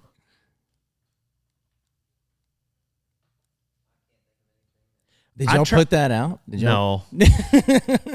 Thankfully. Donnie wanted to. We might someday. Yeah. It's just so bad. Really? Yeah, just imagine the worst and then double it. We try to put embarrassing stuff, or I try to like put kind of my, I try not to just like hold back and make yourself look like a hero all the time. Right. But I think that's what makes comedy work, right? Like that's what's I think is funny about Theo Vaughn. He just says it seems like he says what's on top of his brain. You do the same thing, and that's what people relate to. Mm-hmm. Yeah. Show that you're human. Yeah, probably my terrible singing would be. I'll think of something later. What's a skit? I know as a content creator, you're always trying to figure out what's going to do good or perform good. What's something that y'all did that you didn't think was going to land that did exceptionally well? Something that we did that we weren't sure about. I mean, there's always things that surprise me, like you never know what's going to do well. Like I put out a video, just a quick clip the other day where Cowboy said, he asked me in the podcast, Cowboy Cerrone, you're in a concrete room. What's the biggest animal you could take in a fight? And we just argued back and forth. And that clip got millions of views. Really? Millions. Everybody wanted to put their input in on it. On every platform. TikTok, Shorts, Instagram. And I was just like, dang, I almost didn't even post it. Really? But that's like a recent one. That happens all the time. You never know what'll do well. Part of it might be the algorithm, but the other part is you never know what some people might relate to. Right. It's interesting that it hit on all platforms too. It was just undeniable. Everybody what was your liked answer? It. I think I said a steer because it was big and non-aggressive, and then he changed it to, no, it has to be aggressive. And so I think I went with a cat or something like that. But Kid Rock had a good answer. What did he said a possum. He said, not a raccoon. I know they're the same size, but them raccoons will get up on their hind feet like this and come at you. And I was like, yeah, that's a good point. Some raccoons but a possum, he's a little more defenseless. I don't know, man. I wouldn't want to mess with either one of them. That's how I wrap up my podcast. I ask people that question now because it did so freaking well. Everybody has a different answer. What did Co Wetzel say, Ty? A walrus. Yeah, Co said he could take a walrus. Yeah. He is a football player, D1, I might add. Tarleton's D1 now. But yeah, that was interesting. Man, nothing with claws though. You said cat, like they get the claws in you. You're done. Yeah, but I feel like their dexterity's not, near like what a raccoon is. I feel like you could punt a cat. Yeah. What is the best investment in the last 6 months under $100 that you've made? Dang, under $100. I bought something online. I'm trying to think what it was that I was really excited about. They got me with an ad on Instagram with, I'm really excited. They should show up today. Some Jordans, $88. Yeah.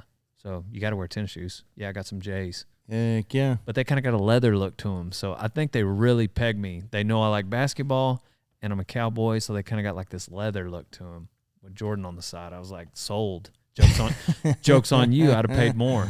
To which they responded, joke's on you. We'd have gave it to you for less. Touche. Speaking of Jordans, I'll plug Leroy here. Oh, did he make that? Yeah, check that out, dude. Oh, you're giving me this? Blew my mind, man, when I opened the box. It spins, yes. Leroy made this? Yeah. Isn't that crazy? Look at the detail in that. Dude, that is wild. Right? Like, I'm blown away at that man's talent. Like yeah. So I made a belt for my granddad. I was riding bareback horses, and you know how like people with bareback with the gloves, if you're around bareback riders, like they like to manipulate their gloves and they'll restring it and they'll do all kinds of. And I was like, kind of sewing, and I was like, I want to make a belt. So I made myself a belt, super crappy. I made my granddad a belt, was like 9 inches too short for the skinny old man. And so my brother made a belt. And this was in like 08, maybe, 07. And so my brother made a belt, and then he never stopped. And he did leather work since then. And about 2 or 3 years ago, he switched to silver work, and all those skills transferred. Just how meticulous he can be and how artistic he is. This is amazing. Right? How small and intricate, but also double-sided. Did you see this, Donnie? Yeah, I did. It's pretty cool. He posted it on Instagram. That is wild with the RAL still. Yeah. That's crazy. That's cool. And it's a neat design on your part. Well, I didn't do that. Randy Q got it for me. We did. Really? We did another artistic individual. We did some projects I guess in December we did something, and then we did something for the American Performance Horsemen. And anyway, he surprised me with that. I thought it was badass. That is super cool. But yeah, Leroy's always been the artistic one. Like pick up a guitar. At one point could play the piano, I think. But really? Like draw, leather work, all of it. Yeah. I'd like to meet him, but that's badass. Sing, he could do it all. Is he still doing that? He's singer-songwriter? He was still doing that when he was doing leather work. And then, like, it appeared, this is just speculation, but, like, the silver work, he just seems to enjoy so much more, and he just consumed with it. And I don't think it's that he dislikes music, but... But, yeah, him and John Stork got together and nailed If I Don't Call. Nailed it. And... I love that song. Yeah. 2 versions. The radio version is real upbeat, like, if I don't call, don't you worry. Like it's somebody like winning. But then he does the acoustic version which I can relate to more because it's somebody like bucking off, like with bronc riding, with bull riding, I'm the greatest of all time. But anyways, like I made a music video for him. He did an acoustic version, and you can look it up, but it's like I realized later, like I was putting B-roll of Rodeo Cowboys on there. It was a lot of buck-offs and stuff, and that was when I realized like what the song meant to me. But anyway, very talented individual. So he got the singing abilities, and I did not. you just I did not. I got the Snapchat abilities. Oh, that's funny, man. What is a book that you either gift most to other people or maybe you reread most? The Freedom of Self-Forgetfulness, The Path to True Christian Joy by Timothy Keller. Right on. It's about 44 pages, takes 40 minutes to read. Keller just passed away. Oh, there's one. Give it to him. Yeah, you gave me a book. Awesome. You can have that one. It touches on page 121 of Mere Christianity, C.S. Lewis, which is another book. That one's just a little deeper. I feel like if you're going to, this one I don't mind giving to somebody because it takes 40 minutes to read. If you're, I have that one. Yeah. But the Mere Christianity is that's a little bigger commitment. Mm-hmm. But then that humility book, if somebody likes that one, I'll give them the Humility by Andrew Murray, which isn't that long of a book, but like imagine something written in the late 20s. It's kind of got a little bit different read to it. Yeah. Yeah. Thanks, man. Yeah, no worries. Or that or Rich Dad, Poor Dad. I don't give that one away, but that one, like you said. Mm-hmm. But I don't know. I might be. I don't know what. Like I got a foot in both camps. I don't know if it's Dave's or. I Robert's. thought that same thing when I first started buying. Like, well, you're in. Which one do you go with? And which camp are you in though? Kiyosaki. Yeah. Well, I say that I'm in Kiyosaki. I see the value and the power of leverage, but when when I'm investing in something that's going to give me a return, but any type of like consumer goods or things, or I want to pay cash, no leverage for those things. Does that make Yeah, I sense? see that for sure. Like, But when it comes to, I think it's silly not to. I mean, that's just the way my model works. And I think it comes down to your comfort level. Whatever you're for sure. comfortable with, like, play that game. I don't try to sell anybody on one or the other, but I have a very high tolerance, though, for leverage, and Yeah. it's just the way our model works. Yeah. And where we're at geographically, little town in Louisiana, it's like this cool little bubble that is made for rental property to work, knock on wood. Right. But Yeah, I could see that 100%. Yeah, I think there's some debt that's just ridiculous no matter what. And then there's others that, but yeah, I would agree with that. But when my very first house, I'll say this and then I'll move on, but I questioned that. Like, I didn't have anybody to really teach me or, and so I was just like, am I doing this right?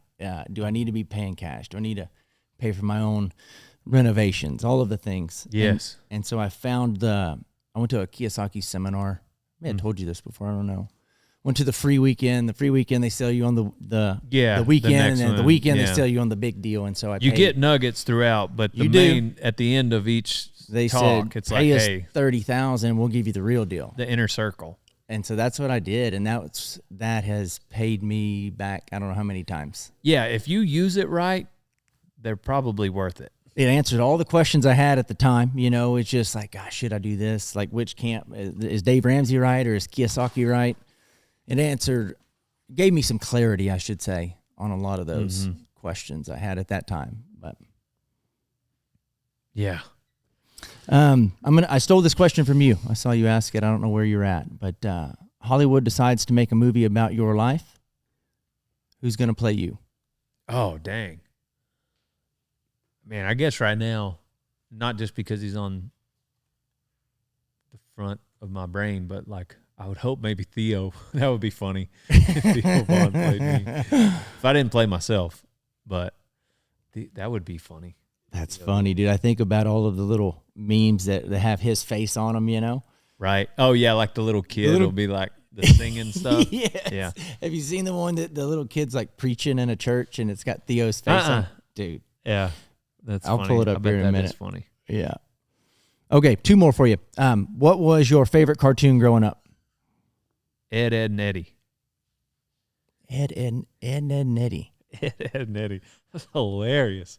They were all I've dumb. never even heard of it. They were all dumb, but Eddie was the dumbest. And it was hilarious. Golly. What was that on? I don't remember. Cartoon Network, Oh, maybe. right on. Yeah. Yeah, look it up because they were funny. All right, my friend, last question. If you could put a message on a billboard that would go out to millions of people, metaphorically speaking, what would you put on the billboard? If you don't wear Rodeo Time apparel, you ain't no cowboy. No, what I would really put on there is probably Matthew 23:12. He who humbles himself will be exalted, and he who exalts himself will be humbled. I love it. I'll get 2 billboards. One would say that. The other one would say rodeotime.com. Listen, humble yourself, but also I'm going to exalt myself and say go to rodeotime.com. Oh, that's awesome, dude. Yeah. No, thanks for having me on. Yeah, buddy. I sure appreciate your time. You know, that is our most valuable asset. So thank you for sharing it with me and the listeners. Yes, sir. Anytime. Yep. No, I appreciate it, and keep sharing your messages. That's the real. Everybody knows who it is with that cowboy hat and the sign and the Converse tennis shoes. I love it.